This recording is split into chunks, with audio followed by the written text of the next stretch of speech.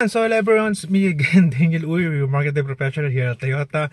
So today's vlog natin, no, medyo nagkaiba lang tayo ng uniform dahil ginanap yung video natin no nakaraang linggo. Kaya nga bure yung video natin last time, no. So if you have inquiries regarding sa unit na to, you may contact me at 0991-391-5652 and you can add me on my Facebook account, Daniel Uy. And my Viber number is 0917-4466181. WhatsApp ready and Telegram na po yan. So ano pa hinahantay natin? Ikutan na natin itong 2023 Toyota Alphard 2.5 HEV, no? Hybrid electric vehicle na to. And medyo nakakabitin lang ng konting part na to kasi for release na yung unit. Okay? So ikutan na natin. So ayan, nandito tayo sa harapan niya ngayon. And definitely yung kanyang mukha is lalong lumapad. Grabe, yung grill niya na yan. So sa grill na yan, meron siyang front camera and front sensor.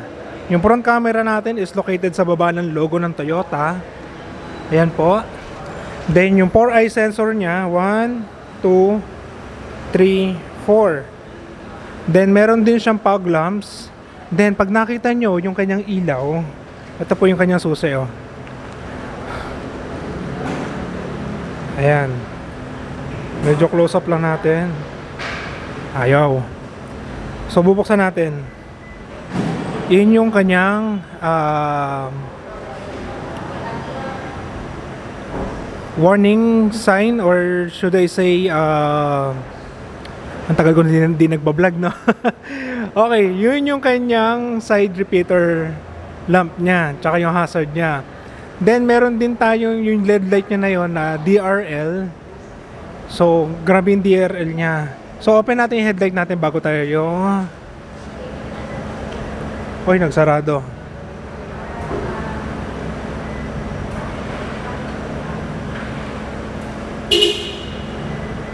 Yan. So yung kanyang bukasan, sorry. Ayan. So ang daming button sa loob. Grabe. So yan yung ilaw niya. So patayin muna natin, baka maloobat yung sasakyan. So guys, kung ano lang makita ko rito, yun lang yung sinasabi ko.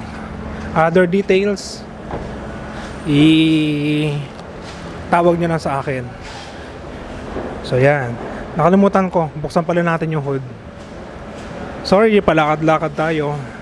Medyo bago ulit. Yan.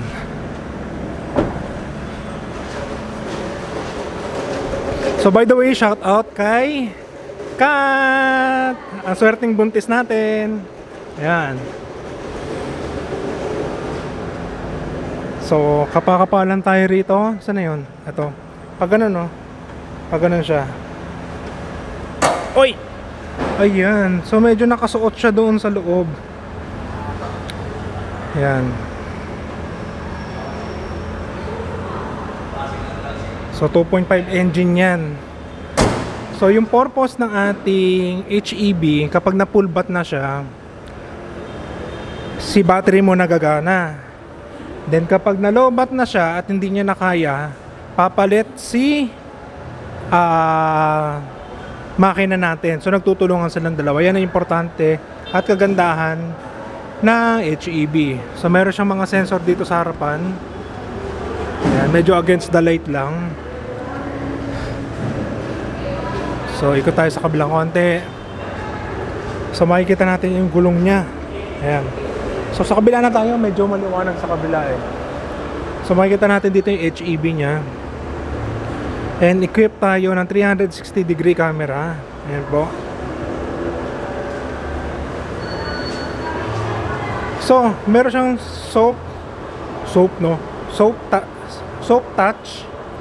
Kapag pinindot mo, bubukas. Pag pinindot mo, sasarado. Ayan. So, ito yung makikita natin sa passenger side. Naka power seat na siya.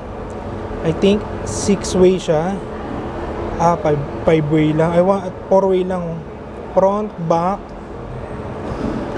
Yung sandalan lang wala, yun lang, front back sandalan niya, 4-way lang siya. So sa kanyang harapan ang makikita natin, the usual, wala siyang cup holder dito if I am not mistaken, cup holder. So baka ito na, hindi rin. So isang malaki siyang compartment dito na mayroong HDMI, Type-C charger, socket ng 12 volts. Okay. So later na yan. So naka leather siya na black accent na may mga stitches na beads. Yan. Okay, mamaya natin ikutan yan. Mamaya natin malalaman kung meron ba siyang cooling system sa upuan. Pag nakabukas sa sasakyan mo, okay, hindi gumana. So I think sa remote siya.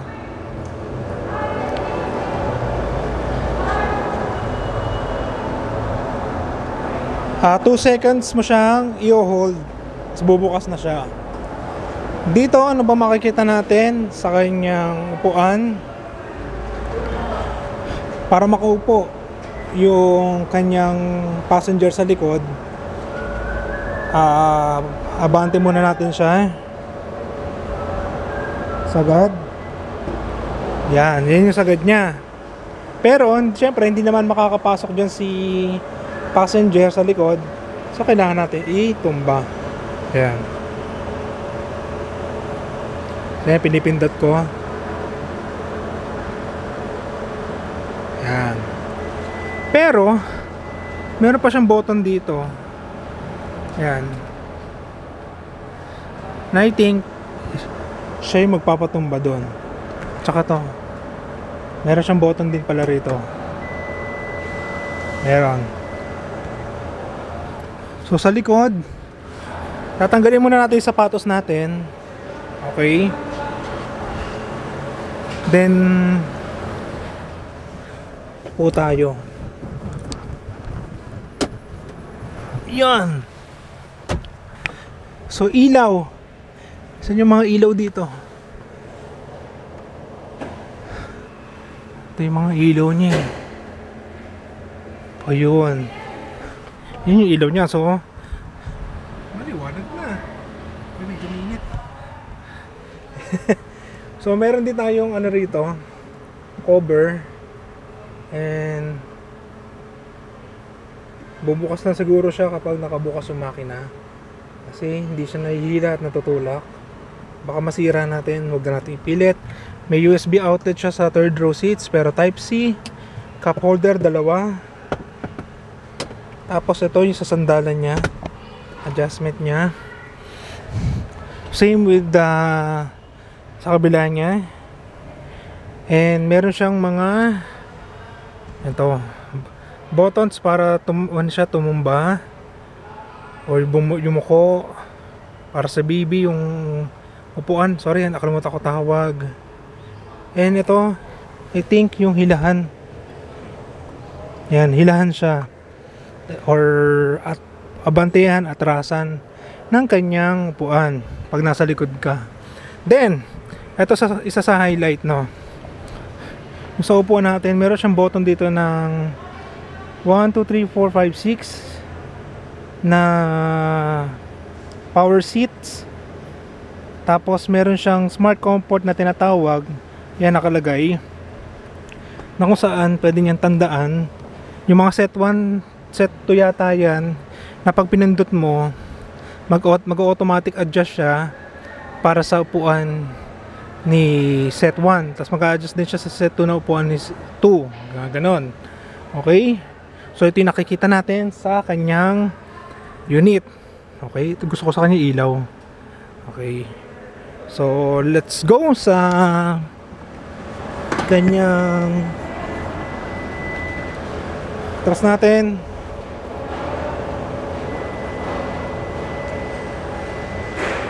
Okay. Kailangan yata i-hold na matagal. Ayan. Balik ko muna yung kanyang sandalan. ibabalik muna yung sandalan bago yung kanyang ayun, nag-a-adjust siya, nag-automatic siya. Okay, so nakatanggal sapatos natin. Okay, ano nga ba yung makikita natin? So meron siyang sariling control phone sa meron siyang sarili. So may nagpapa-shoutout ko, pakita nga natin. Ayan, hi. Ang saya mo ah. Ayan, saya niya si Edna yan ah. Pero sa akin kayo bibili, huwag kay Edna ah. Putan lang ng phone ko. Yan. So since naka-off pa yung ating sasakyan, wala pa siyang connection. So naka-auto charge siya. No? Yan. Cellphone siya. Remote is not connected to the vehicle. So kailangan. So i-snap mo yan. Yan. Tapos ito yung click niya para matanggal. So other lalagyanan. Yan, natutumba siya. Yan. So try natin ngayon po. Sorry. Yan. So kiniklik siyang pag ganyan, pag ganyan, pag ganyan, pag basta makakapa mo naman siya.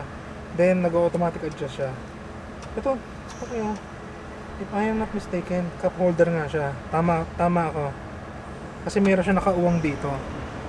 So pindutin mo lang to, tutulak naman yung mag-isa, cup holder siya. So sarado nga natin. Oh, sumarado oh. Go auto lock. Yan.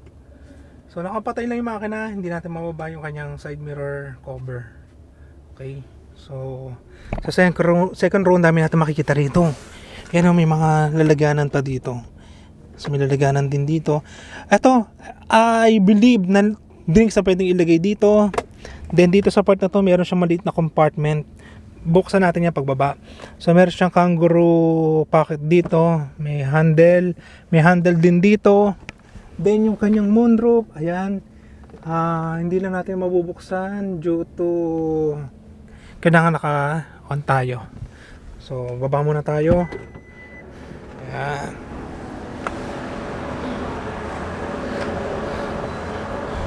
Sarado ulit natin. Tignan na. Ayun, gumana rin. Kanina hindi gumagana yung pindutan eh. Yan. So ikutan muna natin yung likod lang.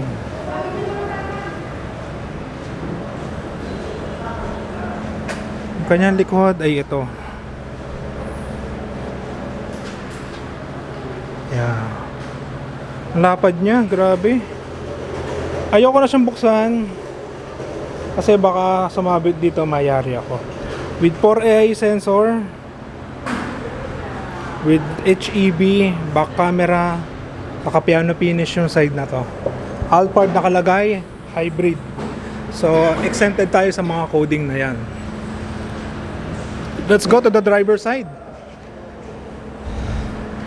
So meron siyang sariling set 1, 2, 3 kung sino yung magdadrive, kasi depende. May maliit kayong driver, may matangkad kayong driver, may mataba kayong driver. Wala pa akong dinidiscrimina doon, okay? Description lang yun ng mga sasakay kasi iba't iba yung comfortability nila. So pwede nilang iset dito.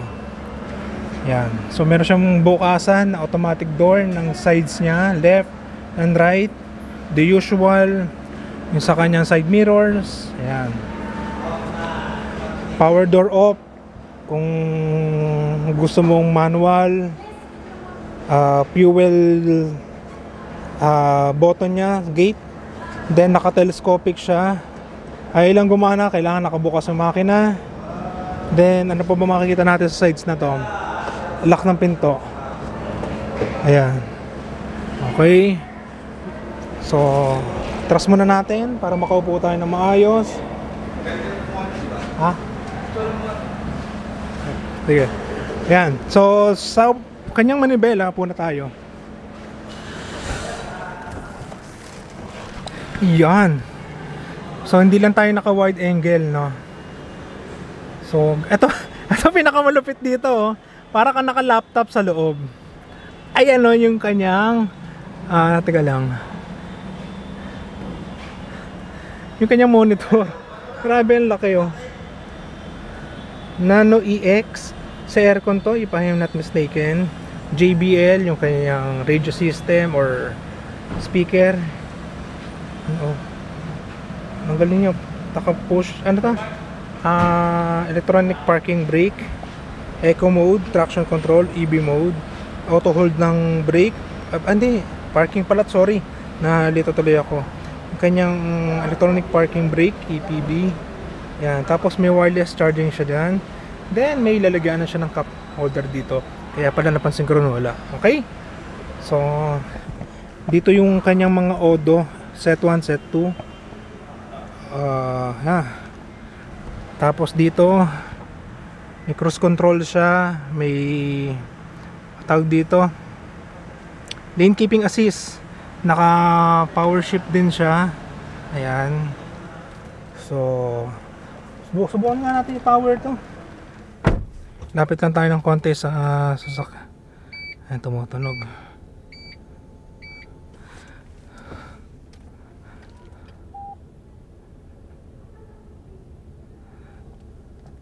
Misis ko. Ang dami Ayan. nang sabi, ayaw mong maniwala 61. Grabe, oh. Sabi nila mukha lang akong 60. Enric, Ayan. of course, nais kong Oo. pasalamatan ng aking Sorry, hindi na yung client, baka hanggang ngayon nandiyan pa rin. At nakasupport So yun lang. At lahat po nung bumati sa akin, ha, madaling araw bumabati. Si Mayor So nandito na yung kliyente. Umasita tayo. Pero at least yan na yung ino natin.